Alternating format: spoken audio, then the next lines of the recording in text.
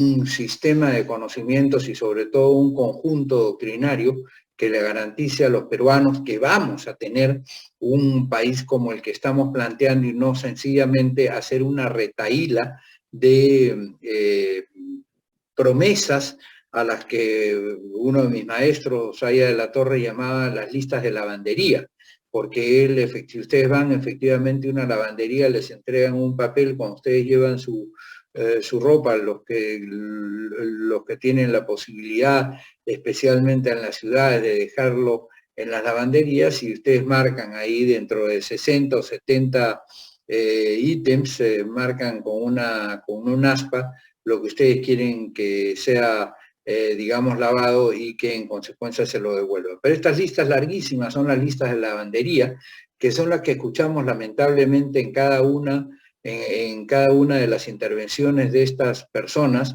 que no solamente en esta segunda vuelta, sino incluso las que participaron en la primera vuelta, eran capaces de repetir N veces. En consecuencia, el curso de formación política apunta a llenar este vacío, apunta a darle a los ciudadanos una capacidad de razonamiento y una capacidad de expresión en el tema político que haga que la preocupación por lo público no solamente sea retórica, sino fundamentalmente esté sustentada en quereres del propio quehacer y sobre todo de una actividad comprometida. Hoy día nos toca hablar de la política como orden social, del poder y la participación y de los grupos de poder. En la conferencia de la semana pasada, que es la primera que correspondía a este nuevo ciclo de los que dictamos constantemente a quienes nos siguen en la Unidad Democrática de Centro, y que por cierto los que pasan el primer ciclo más bien han de enrolarse en el segundo, y los que aprueban el segundo, los que tienen digamos, las asistencias suficientes se enrolan en el tercero y así sucesivamente, en este afán, como les digo, de conseguir una mejor preparación de los peruanos para la tarea fundamental de conducir el país. En la conferencia de esta semana pasada hablamos sobre la importancia de la participación en política, y hoy día estamos viendo cómo estos lodos que hoy día estamos padeciendo y este fango por el cual estamos atravesando no es otra cosa que consecuencia de esos vientos que se han sembrado durante los últimos años y en general se han sembrado en los últimos 20 años del Perú, desde que salimos de una dictadura, y donde efectivamente, y no solamente salimos de una dictadura, hace 30 años salimos felizmente también de Sendero Luminoso, que era una dictadura inclusive más sanguinaria.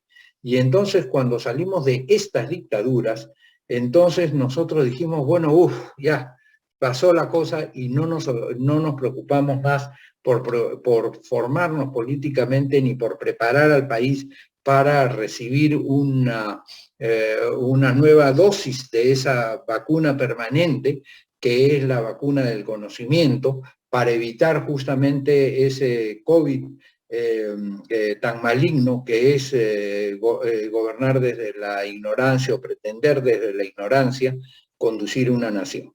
En esa conferencia de la semana pasada, en ese conversatorio de la semana pasada, tocamos algunos conceptos que hoy desarrollaremos con más detenimiento.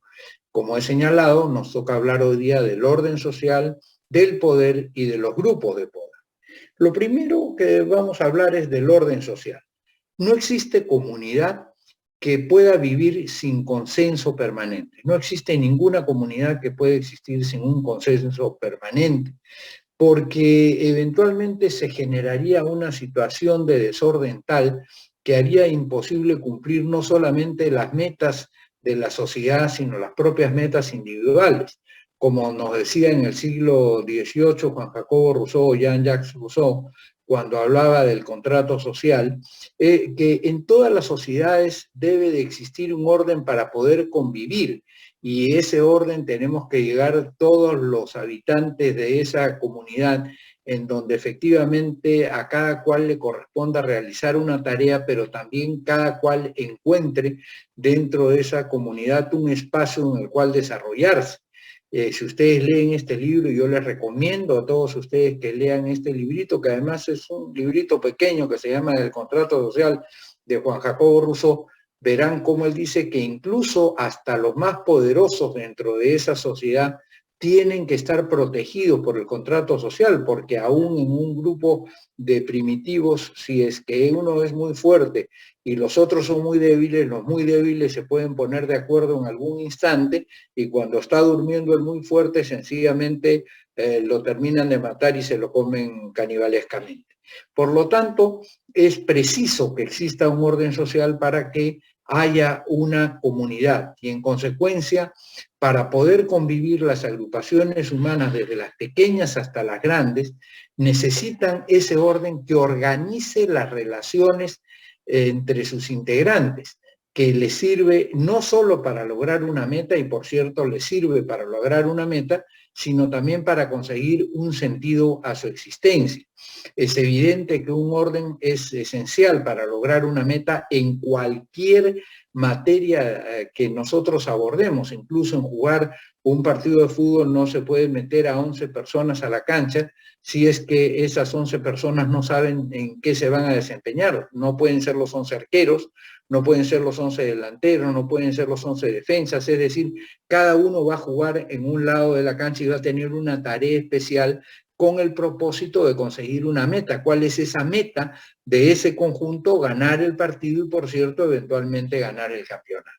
En consecuencia, tiene que haber un orden en una comunidad incluso tan pequeña como la de un equipo de fútbol. Por cierto, y se imaginarán que en una alcaldía o en una municipalidad tiene que haber no solamente un orden en donde uno efectivamente realiza las partidas o asienta las partidas de nacimiento, las partidas de matrimonio, las partidas de defunción, sino adicionalmente otro que se ocupa de los jardines, un tercero que se ocupa de la limpieza, un cuarto que se ocupa del orden en los mercados, etcétera. En fin, 100.000 tareas que hay en una comunidad solamente municipal. Vayamos subiendo de escalera en la escalera y nos daremos cuenta que ese orden es preciso también en el nivel regional y, por cierto, en el nivel nacional, donde es, digamos, proverbial el orden que tiene que haber, la organización que tiene que haber para poder cumplir con la meta de hacer que el país como conjunto llegue a obtener los logros que se ha propuesto. Y entonces, además de conseguir estos logros, también tiene que este orden permite al ser humano darle un sentido a su propia existencia. Es decir, una persona dentro de una comunidad le da sentido a su existencia en la medida en que el hombre es un ser fundamentalmente gregario, es decir, vive en conjunto con los demás y en tal medida es que se desarrolla, y en tal medida es que se completa él mismo su avance y su integración fundamental, su integridad fundamental. En la medida en que la sociedad se organiza, pues, se va acomodando el espacio de cada uno dentro de esa misma sociedad. Unos serán empresarios, otros serán albañiles, otros serán profesores, otros serán transportistas, en fin, cada uno tendrá una actividad. Lo importante es que dentro de esa actividad que tienen, ellos efectivamente puedan conseguir, puedan lograr una mejora permanente y esa mejora permanente hacer que su propio desarrollo se integre al desarrollo de la misma comunidad. Este orden es lo que los griegos llamaban un cosmos, es decir, el cosmos era el universo ordenado, un mundo en el cual cada persona y cada grupo tenía su lugar, pero no quería decir que este lugar era inamovible, como pasa, por ejemplo, con las castas en la India, donde quien nace de una casta no puede saltar a la casta siguiente y en consecuencia su horizonte de vida está muy limitado. En las sociedades occidentales, en las sociedades que recibieron además el influjo del cristianismo y del pensamiento griego, pues naturalmente la posibilidad de avanzar está siempre presente y está siempre, digamos, en la cabeza o en el principal lugar de la preocupación de la comunidad.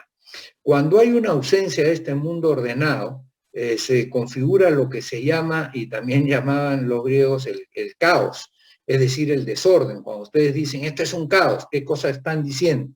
Esto es un desorden, esto es un desbarajuste, esto es ingobernable. Es el mundo donde nada es previsible. El caos es el mundo donde nada es previsible, que no lo donde se genera una inestabilidad total. Y eso es lo que lamentablemente ha venido sucediendo cada día más en los últimos años en nuestra sociedad. Precisamente al no haber una formación se ha generado un caos, se ha generado un desorden donde nadie trata, donde no se legitima el gobierno de las personas y en consecuencia nadie obedece con gusto. Es decir, la legitimación es un concepto por el cual quien gobierna, aun cuando no haya sido elegido por aquellas otras personas que forman parte de la sociedad, por lo menos el resto de la sociedad sabe que a esa persona le corresponde en un momento determinado, por un tiempo determinado y con unas características específicas y con unos límites concretos, gobernar y tomar decisiones eventualmente en nombre de la comunidad. Pero terminado ese periodo, naturalmente tiene que retirarse porque tiene que consultársele al país o consultársele a la nación o consultársele a la alcaldía si efectivamente vamos a seguir con ese gobernante o si vamos a querer un nuevo gobernante y un nuevo orden, ¿no es verdad? Este caos ocurre fundamentalmente en grupos que o todavía no se han organizado y en consecuencia no tienen solidez en su estructura, que es lo que ha pasado en esto que se ha llamado partidos en los últimos años con tanta majadería y con tan poca consistencia, en que en realidad no respondían a lo que verdaderamente eran. Los romanos decían que las cosas son lo que son y no lo que dicen ser. Si yo les digo que este aparato que les estoy enseñando ahora es un vaso para tomar agua, ustedes me dirán, perdónenme, pero eso más bien parece un teléfono celular, ¿no es así? Entonces, si parece un teléfono celular, es que es un teléfono celular, no es un vaso para tomar agua. Entonces, yo lo puedo llamar vaso si quiero, pero al final de cuentas va a ser un teléfono celular y no va a servir para tomar agua. En consecuencia, lo que tiene que haber es que en una sociedad comiencen las cosas llamándose por su nombre. Y aquí se ha denominado partidos a simplemente clubes electorales que han tenido el propósito de alcanzar el poder o de permanecer en él, pero no el propósito de prepararse para la tarea, formarse y además formarse colectivamente de tal forma que ya sea quien está en Tumbes o quien está en Tacna o quien está en Loreto o quien está en Ica, sepa que este colectivo, este conjunto de gente, esté donde esté la persona que representa ese partido, por lo menos va a seguir las líneas esenciales que están definidas en su ideario y en su estatuto. Entonces, cuando los grupos no se han acabado de organizar, cuando se organizan a la carrera, como sucede ahora, es decir, faltan 3 meses para las elecciones, ya muy bien, vamos a juntarnos y vamos a presentar a un candidato, aun cuando no tenga condiciones, aun cuando lo hayamos conocido ayer, aunque le prestemos el partido para que él se lance como candidato, como sucedió con muchas de estas organizaciones, incluso con uno de los que ha pasado a la segunda vuelta, que es decir, llega a ese lugar o llega a esa circunstancia de ser candidato de un partido que no formó y que eventualmente, como él ha querido, digamos, de alguna manera justificarse, tiene que llevar a candidatos que según él no son de su agrado porque han tenido actividad terrorista eventualmente, porque esos son compromisos políticos. Eso no pasa en un partido. En un partido hay que tener clara conciencia de qué cosa es lo que se realiza y eventualmente para eso tiene que haber una concreta preparación. Cuando no han acabado de organizarse, entonces se produce este desorden. Lo mismo sucede cuando al organizarse se han de alguna manera, vamos a decir, descompuesto de alguna forma, que han implosionado, es decir, dejan de existir. hay sociedades y hay conjuntos de seres humanos que se descomponen, y en el caso de los estados, eso es lo que se ha llamado los estados fallidos. Por ejemplo, estados fallidos Somalia en el África, estados fallidos Eritrea, estados fallidos Haití, estos son estados fallidos. Entonces, eventualmente, de esto hay que salir, y nosotros tenemos que tener la posibilidad siempre de formarnos, y para eso es que tenemos que prepararnos. El orden social está dado adicionalmente por tres factores, a mi entender, principales, que son la cantidad y la conformación de los grupos humanos que conviven en ese orden, la manera como se distribuye y ejercitan los poderes dentro de esa sociedad, en donde no solamente existe un poder político, sino también existe otro orden de cosas, y el poder está orientado a realizar otras tareas o conseguir otros propósitos, ¿no? Ya sea desde una perspectiva cultural, desde una perspectiva deportiva, desde una perspectiva religiosa o desde una perspectiva ideológica. Desde esta manera, la manera como se distribuye y ejercitan los poderes es otro de los factores esenciales cómo se compone el orden social, ¿no? Y finalmente, las normas que regulan esa convivencia entre individuos o grupos. Las normas no están destinadas solamente a regular comportamientos individuales, sino también todo el orden integral, es decir, comportamientos sociales.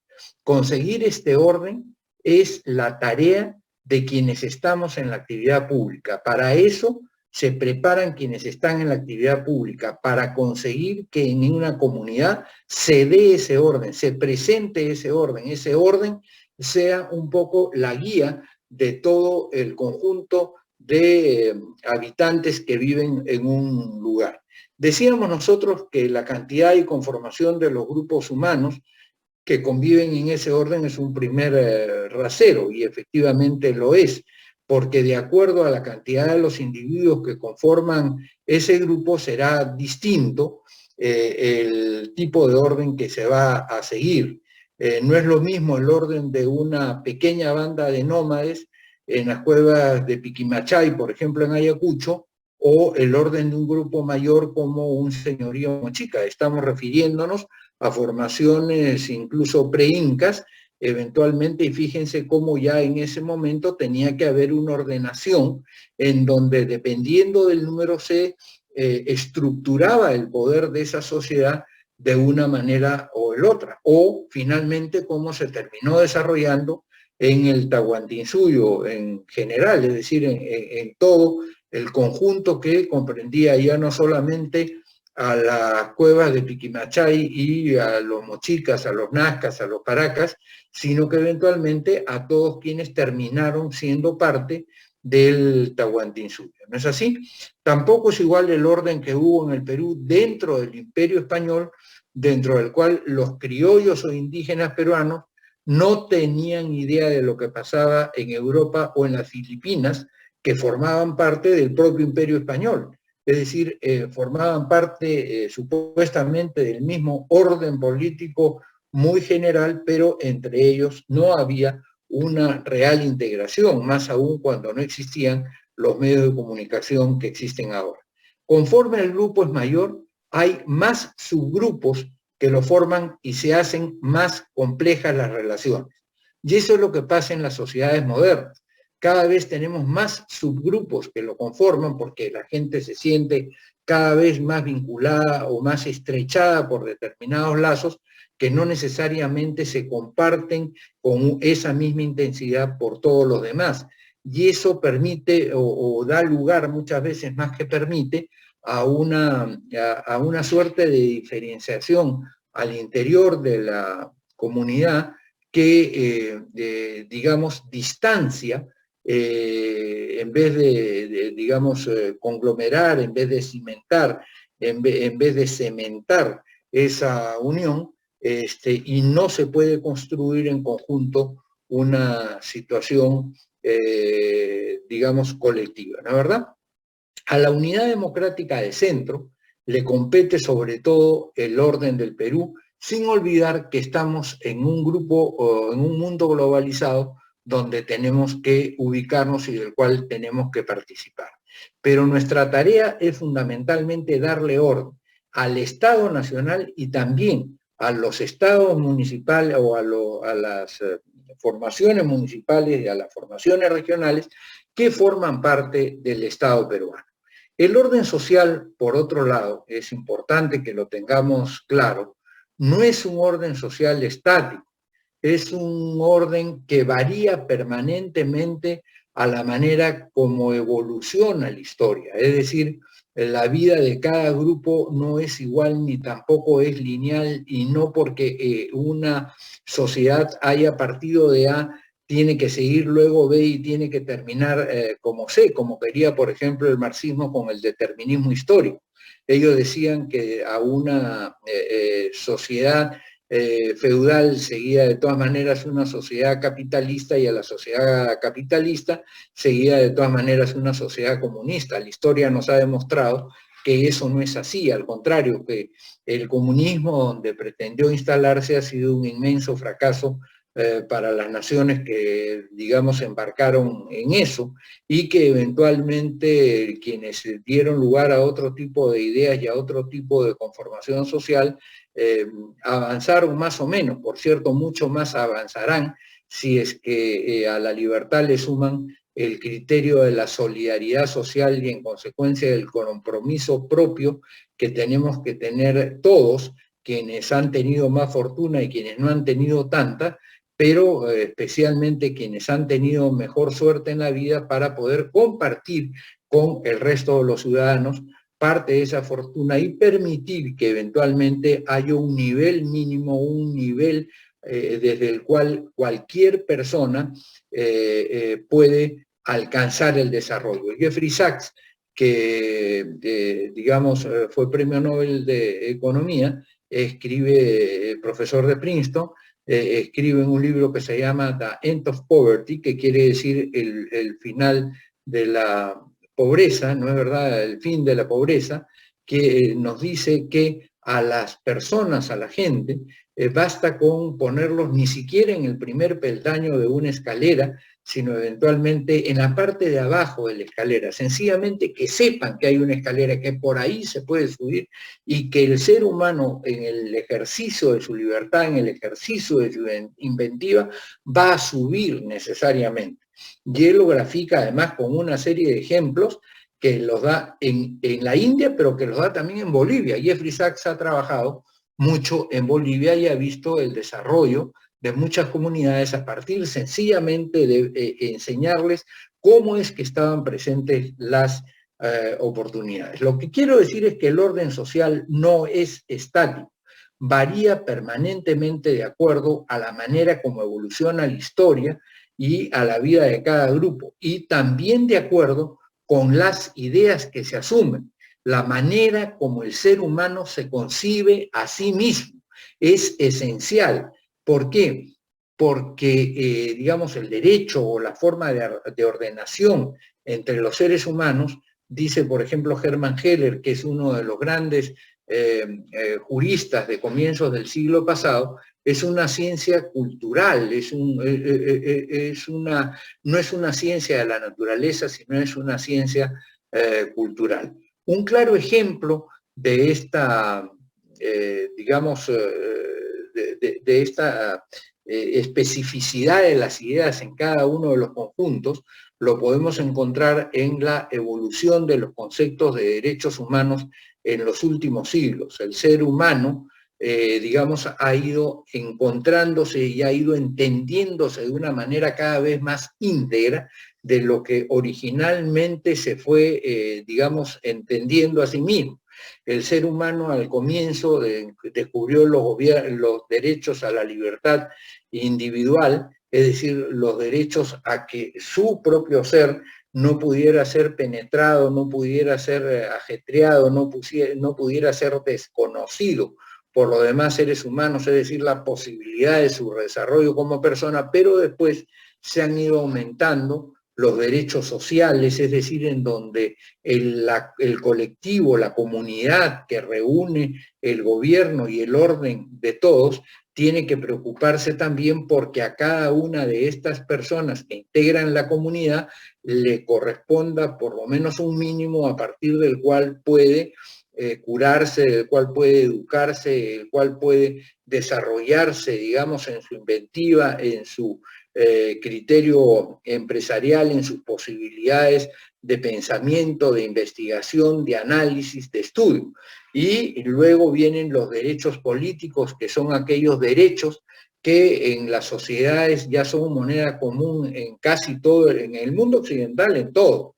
En donde están retrasados es en los países comunistas y eventualmente en los países árabes, en donde no necesariamente se respetan los derechos políticos con la amplitud como para poder decidir quién va a ser el gobernante que, digamos, gobierne o que conduzca, para no utilizar la misma palabra, la comunidad a la cual nosotros pertenecemos y no se recogen otro tipo de factores. Y finalmente, por ejemplo, los derechos ambientales, ¿no? Los derechos ambientales que han ido poco a poco siendo materia de reconocimiento por parte de las comunidades y que, digamos, hoy día nos llevan a respetar el medio ambiente, a cuidar la limpieza del aire, a buscar que los recursos renovables no se acaben, a hacer que la extracción de los recursos no renovables no termine lesionando de muerte a la vida en el planeta, etcétera, etcétera. Todos estos son los derechos ambientales que son la consecuencia de cómo el ser humano se ha ido percibiendo. Todo grupo tiene también normas que lo regulan. Hay normas que vienen dadas por la costumbre y que están originadas en la repetición de conductas, de actos e ideas que se han reconocido como válidas luego de un proceso evolutivo. Es decir, estas conductas son las conductas que nosotros hemos aprendido en nuestros cursos de educación cívica, los que tenemos algunos años, y que forman parte de la convivencia social, hacer una cola, respetar padre y madre, tratar a los mayores efectivamente con urbanidad, darle el asiento a las personas mayores, etcétera, etcétera. Todas estas cosas son normas de la vida, normas comunes, pero que también fueron, digamos, no solamente normas tan pequeñas como estas, sino normas como no robar, normas como no matar, normas como no lesionar a los demás. Esas eran normas que eventualmente fuimos entendiendo que era necesario como seres humanos que se respetaran en la comunidad. Pero además de estas normas, que son normas que han sido creadas por las costumbres, hay lo que se llaman las normas escritas, lo que se denominan las leyes, eventualmente que están escritas, que son textos, que son pensamientos, que es el congelamiento eventualmente de una costumbre, o más que el congelamiento, la fijación de una costumbre para que nadie pueda decir que no la conoce y en consecuencia que no la cumple porque no la conoce, sino que la ley, por eso es que se publica, tiene que conocerse por parte de los miembros de una comunidad, de una sociedad. Cuando una persona vive en una sociedad, por lo menos las leyes más importantes tiene que conocerlas. Lo que ha sucedido, y este es uno de los temas que tendremos que abordar cuando eventualmente seamos gobierno, es ver cómo simplificamos el rubro de leyes por capítulos, por grandes secciones, para que la gente no pueda ignorar estos grandes principios que están establecidos en las leyes esenciales. Hoy día hay muchísimas leyes y ni los abogados conocen cuáles son las leyes que hay, y eventualmente esa suerte de superabundancia de leyes permite más bien el abuso de quienes tienen el poder, porque, digamos, supuestamente aplicando una de esas leyes, terminan, digamos, exigiendo conductas que la comunidad no sabe que son exigibles. ¿No es así? Entonces tenemos que hacer que estas leyes efectivamente sean producto de un proceso que se consolida en un texto que debe orientar la convivencia social. ¿Qué cosa es una ley? Una ley es una opción que se toma en el cuerpo que adopta las decisiones para que esa conducta sea obligatoria en toda la comunidad. Por ejemplo, que se decida que no va a haber importación de vehículos. Entonces, en ese país no va a haber compra de carros de Estados Unidos, de Corea, de Rusia, de China, no va a haber. O los producimos nosotros o no va a haber carros eventualmente. Otros pueden decir muy bien, vamos a limitar el tema de las importaciones a este tipo de rubros que permiten a la comunidad desarrollarse, pero que impiden que eventualmente se esté comprando bienes que no son de interés de la comunidad. Puede ser que esa sea una solución. En estos textos que son las leyes, a veces se desajustan en relación con lo que sucede en la vida y dejan por ello de ser eficaces. A veces las leyes dejan de ser eficaces, ya no se cumplen porque están desajustadas en relación a lo que es la vida. Por ello, cuando se legisla, debemos de tener en cuenta siempre lo que dijo Aristóteles hace 2500 años aproximadamente, en un libro que también les recomiendo, que se llama La ética a Nicómaco o La política, donde dice que no siempre la ley más perfecta es la mejor ley. ¿Por qué? Porque hay que tener en cuenta cuando se promulga una orden, es decir, cuando se promulga una exigencia que tiene que ser cumplida por la sociedad, que tiene que tomarse en cuenta qué tipo de sociedad es y cuáles son los valores que esa sociedad tiene. Por ejemplo, si a nosotros dijeran a partir de este momento no habrá sino mezquitas y solamente se podrá públicamente hacer, digamos, culto a Alá y a Mahoma, naturalmente eso, por mucha ley que hubiere, esa norma no se cumpliría y sería rechazada por la sociedad. No importa que lo hubieran aprobado todos los parlamentarios del Congreso, igualito caería en saco roto porque no tiene relación con lo que pasa en esta comunidad que tiene otra manera de pensar distinta. Por eso es que quienes dan las normas deben de conocer a esa comunidad, deben escucharla, pues cuando eso no sucede, se produce una divergencia entre el deber ser, que es la ley, y lo que pasa en la sociedad, que es lo que se denomina la eficacia de la ley, que significa su cumplimiento. Si es que nosotros dictamos o promulgamos un texto como ley, pero no tenemos en cuenta la forma en que piensa la comunidad, entonces tendremos un deber ser que nunca terminará siendo eficaz porque eventualmente no tendrá cumplimiento. Como hay varios grupos en una sola sociedad, las diversas normas se cruzan, se superponen, y es el poder hegemónico en un grupo el que define a qué norma se hace caso en cada momento. Y esto es la lucha inevitable por el poder que a veces busca integrar la sociedad, pero otras veces no busca integrar la sociedad. En un país democrático, en un país donde queremos vivir en conjunto, donde queremos vivir en paz y en armonía, entonces lo que debemos de tratar de hacer es integrar a la comunidad.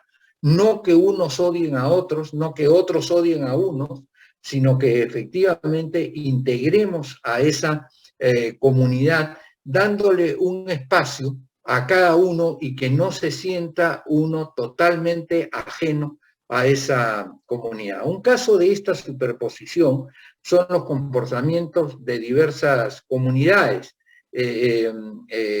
amazónicas, especialmente, que no engranan muchas veces con la legislación nacional. Y esto lo reconoce la misma ley general, que señala que en algunos casos deben de tomarse en cuenta las normas comunales porque ha habido una desconexión entre ese sector que no se ha llegado a integrar y eventualmente el resto del país. Pero cuando uno quiere formar una comunidad, cuando uno quiere formar una nación, tiene que hacer un esfuerzo para que todos seamos un poco de todo, para que todos nos sintamos parte de este sincretismo, de esta mixtura que debe de conformarse una nación. Un país es grande cuando efectivamente va conformándose en una nación, y los países que han prosperado eventualmente en la historia son aquellos no que han puesto una nación al lado de la otra y han dicho somos multiculturales, somos tal y cual, no, sino cuando han ido integrándose en una nación, cuando han ido conformándose en una nación. Y ustedes lo ven, por ejemplo, en México, donde hay un mestizaje muy interesante, o lo ven, por ejemplo, en los propios Estados Unidos, donde hay una asimilación en que la tercera generación de inmigrantes prácticamente ya se siente americana, o en el propio Canadá. Es decir, a pesar de tener orígenes muy diferentes, sin embargo, todos se van amalgamando dentro de una unidad, cosa que no pasó, por ejemplo, en Yugoslavia. Yugoslavia fue un país que, digamos, unió apresuradamente a 6 naciones, a los bosnios, a los eslovenos, digamos, a los croatas, a los serbios, a los macedonios, a los montenegrinos. Y cuando terminó la fuerza que los mantenía unidos, es decir, nunca se llegaron a integrar, sino siempre se veían con recelo, ese Estado explotó y hoy día son 7 naciones o 6 naciones diferentes, y nunca se llegaron a conformar como un eje nacional. Yo creo que ese no es el destino que debemos de buscar para el Perú. Un segundo tema de hoy es el tema del poder. Sobre el poder hay diversas definiciones, pero en todas ellas subyace la existencia de una persona o grupo que lo ostenta y otro grupo subordinado que obedece. Guglielmo Ferrero, que es uno de los grandes profesores, digamos, de politología, diría yo, y que escribe entre la Primera y la Segunda Guerra Mundial, hace un libro que se llama El poder o los genios invisibles de la ciudad. Y dice, la diferencia más importante que hay en una comunidad, la que tiene que explicarse de todas maneras para que esa comunidad siga unida, es cuál es la razón para que unos mandan y para que unos manden y otros obedezcan. Si nosotros no podemos darle una respuesta a esa pregunta, entonces sencillamente no va a haber sociedad que dure, porque si ustedes se dan cuenta, cuando los sistemas políticos no han dado respuesta adecuada a por qué unos mandan y eso no es aceptado, digamos, por la población porque resulta absurdo, entonces los estados eventualmente dejan de tener presencia. Por eso hay que trabajar mucho el criterio de legitimidad. ¿Qué cosa es el poder? El poder es la capacidad que tiene una persona o un grupo de personas de ordenar los comportamientos sociales ajenos, es decir, los comportamientos de la comunidad, de acuerdo al criterio de quien manda. Es decir, de acuerdo al criterio de quien ostenta el poder. Ese es el ejercicio del poder. Y este poder no solamente se da en el poder político, sino se da, como decíamos hace un momento, en los pequeños poderes. Volvamos al ejemplo del fútbol. En un equipo de fútbol, un entrenador tiene un determinado poder, un poder pequeño, pero un poder. ¿Cuál es el poder?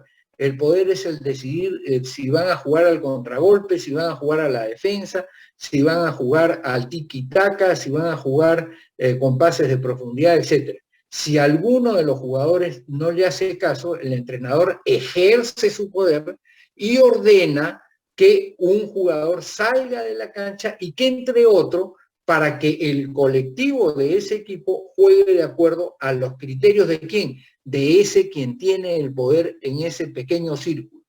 ¿Cuál es ese pequeño círculo? El equipo de fútbol que está jugando. O, por ejemplo, el director de un colegio.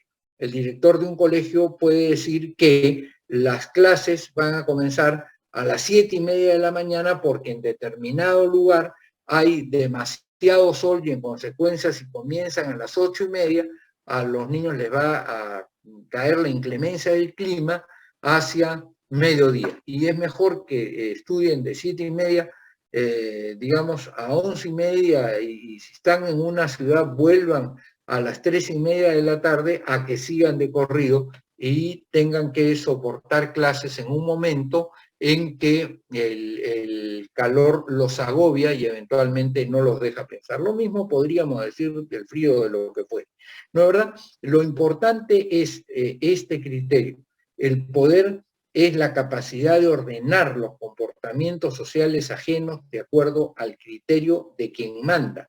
Y por eso hoy día estamos viendo, tiene poder el presidente de la República y tiene poder el ministro de Salud en la medida en que puede mandar a que determinado grupo de personas se vacunen y otros grupos no, otro grupo de personas no pueda vacunarse. Y que primero tienen que vacunarse los mayores porque son los más expuestos y los que tienen 45 años tienen que esperar porque tienen menos incidencia el COVID en ellos. ¿No es así? Entonces fíjense ustedes cómo quien está en el poder ordena el comportamiento social ajeno. Pero para eso hay que prepararse porque ya decimos, si un poder pierde legitimidad, eventualmente pierde la posibilidad de seguirse manteniendo esa persona que ejercía en el poder en esa posición, ¿no? Otra manera de entender el poder también es que el poder es hacer que las cosas sucedan de manera diferente a lo que hubiera sucedido si esa persona que tiene la energía del poder no hubiera participado. Es decir, digamos, una persona tiene lo que llamaba André Oriou, otro gran profesor de Derecho Constitucional francés, el poder, decía él, es la energía creadora de la voluntad. En la medida en que uno tiene la voluntad de hacer unas cosas y le pone energía y le pone, digamos, perseverancia a esa energía, entonces es posible que efectivamente llegue a poder controlar, digamos, el comportamiento social ajeno de la manera pacífica y, en el caso nuestro, democrática, que nos exige nuestra formación de hombres libres e iguales. En ninguna sociedad, hay que señalar esto con toda claridad, el poder es omnímodo, pues por mucha energía que tengamos, los dictadores siempre tratan, por cierto, de tener todo el poder, pero por eso sus estados se llaman totalitarios. ¿Por qué los dictadores tratan de tener todo el poder? Porque no quieren que nadie les discuta nada. Eso pasa especialmente con los estados comunistas, donde no solamente son autoritarios o dictatoriales, sino que quieren estar presentes en el fútbol, en la danza, en el arte. Stalin decía, por ejemplo, que había un arte socialista, Khrushchev también, que era el gobernante de la Unión Soviética, Gromyko, todos los que eran eso, decían que tenía que haber un arte socialista y que había un arte mundano. Y en consecuencia que en la Unión Soviética solo podía haber arte socialista. Es decir, eventualmente ahí teníamos una posición del poder no solamente en lo que es la conducción de la comunidad, sino también en lo que es eventualmente lo que ya no es la conducción de la comunidad, sino es la esfera propia de la vida de cada ciudadano. En una sociedad de hombres libres, las personas tienen una esfera, su familia, su propia persona, digamos su intimidad, que no debe de ser penetrada ni por las demás personas, ni menos por quienes están en el poder, ¿no? Pero cuando los estados tratan de meterse en eso, por ejemplo, establecen comités de manzana, comités de cuadra para ver quién dijo qué, y si alguien dijo algo que a uno le parecía que era un chisme que merecía ser castigado, pues lo mandan a la cárcel, ¿no es verdad? Como pasa en Cuba, por ejemplo, con toda claridad, ¿no es verdad? Como pasaba en la República Dominicana del dictador Trujillo, o como pasaba en Nicaragua del dictador Somoza, o como pasa con Maduro el día de hoy en Venezuela, sin ir muy lejos. ¿No es así? Por eso hay que evitar, digamos, caer en la tentación de parecerse a cualquiera de esos países. Pero tiene que haber, además, una excesiva brutalidad para que este poder totalitario resulte posible. Aún en sistemas muy cerrados, hay diversas personas y hay grupos que tienen sus propias cuotas de poder, pequeñas cuotas de poder, grupos económicos, grupos étnicos, grupos ideológicos, etc. Ya hay una dinámica social interna de alianzas y subordinaciones, es decir, se alían eventualmente, vamos a decir de alguna manera, los agricultores con los exportadores de bienes industriales para que efectivamente les permitan exportar y vender sus productos fuera de los países, porque es de interés de ambos que la política del Estado sea de esta manera, de tal forma que puedan obtener mejor beneficio por los productos que entregan al mundo. Porque ya hoy muy buenas noches. ¿Qué tal? Buenas noches con todos. Algunos creo que son pocos, pero ahorita ya empezaremos a tener más gente. Más pobres y miserables. Confiscar las instituciones del Estado. Después de eso, sí. Todavía quedan 10 minutos para... Es integrar las diversas aspiraciones de la sociedad expresadas normalmente en los pequeños diversos poderes que nacen de la sociedad. Por ejemplo, en el poder del sindicato, en el poder del gremio profesional, en el poder de la PAFA, en el poder de los grupos religiosos, en fin, en los pequeños poderes, en las pequeñas sociedades que se conforman al interior de la sociedad. Y entonces el político tiene la tarea de integrar intereses, es decir, de ver cuál es el marco y decir, bueno, vamos a juntarlos y vamos a tratar de hacer una cosa común que nos permita entender que todos formamos parte de esta aventura y que todos vamos a tener beneficios de vivir juntos y además todos vamos a tener obligaciones por vivir juntos y por beneficiarnos todos de lo que sucede en la comunidad industrial muy grande. Tendrá como beneficio el tener un mercado prácticamente cerrado o digamos eventualmente favorable para la venta de sus productos y eventualmente una relación con la gente que vive en él que hará que sus productos sean digamos apreciables en el resto del mundo y apreciables en la propia comunidad. ¿No es así? Y el trabajador tendrá digamos, el beneficio de tener un trabajo en el cual va a poder llevar el pan a su casa y eventualmente va a poder dar las y debería decir eso así, bienvenidos digamos, a una los aventura servicios más. básicos Estoy aquí a esa colectividad, ya sea porque él lo logra, ya sea porque se redistribuye en cierta manera por la vía de los impuestos, eventualmente los bienes poder utilizar un trinquete en una en la cual voy a estar y por eso es que el político suave, tiene que para que integrar no se me las diversas aspiraciones de la sociedad expresada en estos poderes para que se consiga el bien común y para que se impida que alguno de estos grupos de poder se desboque y se imponga con detrimento de, digamos, del bienestar del resto de la sociedad. En un momento determinado, uno de los grupos suele conseguir la hegemonía, pero la duración de esta hegemonía va a depender de las fuentes de su poder, de la dinámica social, de los intereses que se contraponen o se coaligan, y de las cuotas que pueden ser pequeñas o grandes, pero que todas son importantes. Todas estas presionan sobre el poder, sobre quien está en la centralidad del poder, para lograr sus objetivos particulares.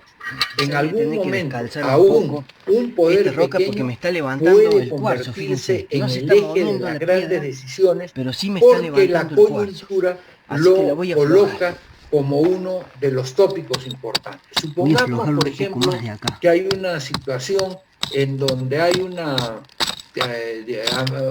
plaga total y que mata a todos los vacunos del mundo, vamos a decir, a todos los ganado vacuno del mundo. Estamos poniendo un ejemplo casi absurdo, pero para que todos podamos Fíjense cómo me está y entonces quedan miren. los auquenios prácticamente como único ganado de carne, vamos a decir, al cual se puede beneficiar. Entonces, naturalmente, digamos, los creadores o los quienes están en la crianza de vicuñas, de alpacas, de llamas, de guanacos, eventualmente se sentirían naturalmente en el centro de la preocupación mundial y del interés mundial y no solamente del país, pero el país tendría que tenerlos en era lo que yo dije, logré que no se desmoronara, de sacarle beneficio a él. Que no se desmoronara. Por poner un ejemplo que atañe a nuestra historia, bueno, lo logré. La teoría estuvo buena. Zapa Inca no era absoluto. Hacer que las rocas salieran sin que se desmoronen. Miren la cuevita que logré acá abajo. Ahora vamos por el oro. Vamos a ir limpiando lentamente herederas de los anteriores vamos por el oro. Bueno, la roca ya me quedó libre, como pueden ver. En el resto voy a estar pasando el detector de las alianzas y también voy a estar usando la batea para juntar material fino, al cual lo voy a guardar dentro de una bolsa para después lavarlo en el río, porque puede haber buen material fino de oro entre todo esto, a pesar de que ahora me pueden llegar a salir algunos pepitos, que espero que sea así, pero lo vamos a hacer así. El gobierno del grupo que sostiene a Maduro, por ejemplo, establece su hegemonía teniendo como fuente el control del aparato estatal y de las Fuerzas Armadas. Es decir, las Fuerzas Armadas pasan a constituir lo que se denomina un factor real de poder. También se alianza con el gobierno cubano, ruso e iraní, y a nivel de América, tengo buenos con los gobiernos afines a esa concepción. Los grupos opositores venezolanos, por su lado, tienen su propio poder en el control de los municipios y de algunos estados, y su influencia en muchas personas y en el apoyo de muchos países que rechazan los sonidos suaves de Maduro como que pueden ser además para las supranaciones, pero que por ahora no las voy a están en la dejar disposición o en la dentro de la batea o en la fuerza de para después lavarla con ese gobernante. Esta relación puede durar un tiempo largo o puede durar un tiempo corto. Esto va a depender precisamente del equilibrio de poderes que se presente en esas circunstancias. Lo que hay que tener en cuenta es que lo que hay que romper siempre, porque de todas maneras una tremenda roca puede ser magnética. Corrupción, porque el poder, el ejercicio del poder de una manera corrupta, 25 alto contenido de hierro, desalienta, deslegitima, primera desanima nada prometedor. A la población, pero bueno, y además porque quienes desde puede el haber poder este tipo de cosas porque son elementos digamos, ese mando para su propio beneficio, además de realizar un acto absoluto de individualismo y de egoísmo, terminan normalmente mayor, digamos, con mayor nitidez corroídos por este mal, ¿la verdad? En las sociedades se trata de que no haya vacíos de poder. Los vacíos de poder siempre se llenan, bien o mal, pero se llenan. Es decir, incluso hay un dicho en la ciencia política que establece que mejor es un muy mal poder que una ausencia de poder, que una anarquía, es decir, que una falta de poder. Ahora me pongo los lentes y vemos. Hay pues a ver si tenemos algo de suerte para un ejercicio ordenado del poder. Al no haber un poder establecido y al sobrevenir la anarquía, entonces se genera aquello que hablábamos al comienzo, una sociedad con caos, una sociedad con desgobierno, una sociedad donde porque nadie aparte sabe es a qué una atenerse, pepota, una verdadera pepota. Cómo conseguir las metas sociales, nadie sabe cómo lograr qué salud, buena, qué buena, cómo alcanzar la educación, nadie sabe cómo la voy a lavar un poquito con seguridad, nadie sabe nada para que se pueda ver, ¿no? Un poco mejor. Y en ese sentido, Miren qué verdadera pepota, como yo les sé decir, cuando tienen un tamaño considerable, una verdadera pepota, en este lugar valió la pena venir, mover esta roca y seguir buscando en este aluvión impresionante. Por ejemplo, asumen el poder propio en esas zonas de influencia, los estados regionales como los Chimor, los Chincha, una vez que se pruebe con toda esta zona, quizás busquen más hacia la parte de arriba, que puede haber algo de oro también. A nivel de los estados actuales, la ausencia o debilidad del gobierno puede ser llenada por caciques regionales en acá puede haber oro, miren, por grupos mafiosos en otro, lo cual es peor, como sucede con las pero no quiero cavar todavía eso. Vamos abajo. Los países especialmente de Centroamérica, y en los acá que se tengo un sonido toda la marcha de un estado y amenazan cualquier paz social con el poder que ellos detentan. Vamos a probar. Fundamentalmente por la fuerza y por la amenaza. En toda sociedad, hay que decir, hay grupos de poder con mayor este material lo estoy tirando dentro de la batea porque después lo voy a usar con el ejemplo. Político, militar, religioso, social, etc. Y en la ciencia política actual, como decía Marcel Prelot, se les llama factores reales de poder o poderes. Esto es lo que me gusta, cuando se libera así. Cuando tienen una capacidad de imponer sus intereses, aún cuando formalmente no sean parte del poder estatal, ¿no es verdad? Entonces, ese es un tema, central, digamos, ¿no es verdad? Mientras ese equilibrio, digamos, se mantenga, etcétera, mientras haya un equilibrio, todos presionan sobre eso, ¿no es verdad? Y tratan de influir sobre el ejercicio del poder. En las sociedades, ya dijimos, hay grupos de poder con mayor o menor fuerza. En una democracia actual entendemos, y esa es la ventaja de la democracia, que el poder viene del conjunto de la comunidad, viene de la sociedad. Y para que haya equilibrio, vamos a probarlo acá. No se convierte en autocracia o en oligarquía. Tenemos, hay temas que se verán en la próxima semana, donde hay varios poderes que se equilibran entre sí.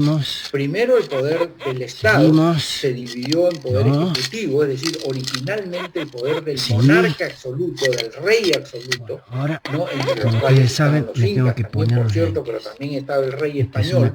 Digamos, él podía hacer lo que quería, podía dar las leyes que le parecían y terminaba juzgando como creía bien a sus súbditos, ¿no es verdad? En la democracia actual hay una división de poderes y efectivamente miren, ya le veo el color. ¿Lo pueden ver? Miren, ya le veo el color. No hace falta ni que la laves, miren. Miren. Otra pepota. Miren, vamos a lavarla un poquito para que la puedan ver mejor. Además de controlar. Bien, amigos, aquí le muestro la pepota. Yo le digo pepotas porque cuando tienen más de 1 gramo, para mí son pepotas, y estas tienen más de 1 gramo. Estoy yendo hacia abajo, hacia la profundidad del río, y me está dando muy buenos resultados. Y finalmente se aumentó el poder judicial.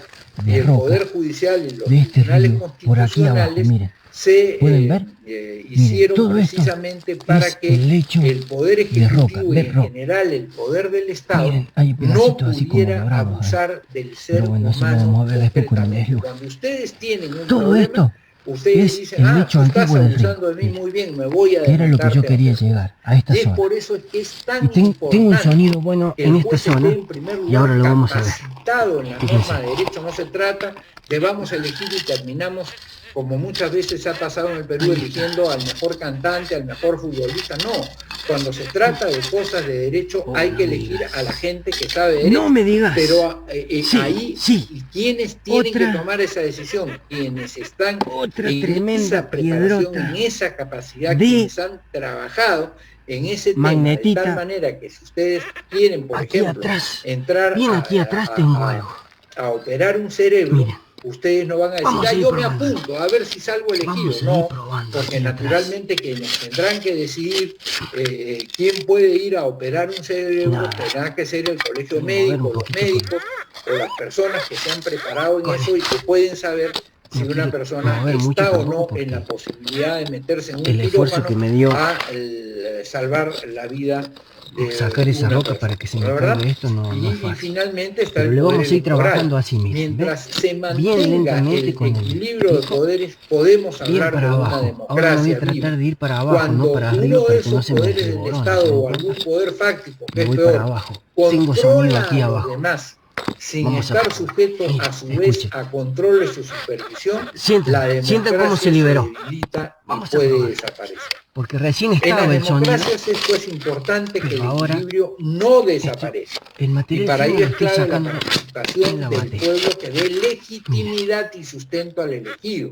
Ahí está. Pero esta participación tiene que ser informada y ordenada de acuerdo a las leyes. No se trata de un poder tumultuario. No se trata de preguntarle a quienes estaban debajo de Pilato, ustedes quieren que yo libere a Barrabás o ustedes quieren que yo libere a Jesús. Entonces las personas que tenían un interés o que les habían hablado de que era mejor liberar a Barrabás, que era eventualmente una persona que había cometido todo tipo de crímenes, dicen liberen a Barrabás. Bueno, muy bien. Si yo he cometido de los crímenes más abyectos eventualmente y dicen que, bueno, entonces el pueblo realmente no está informado, no respeta la ley y eventualmente miren qué buena lámina. Es una lámina esta. De la democracia y en especial este pedacito es una lámina. No es muy gruesa, es decir, digo lo está que muy la buena, gente muy quiere buena. Escuchar con tal de ya que me yéndome más a la profundidad del pozo, yéndome a la profundidad encontré esta.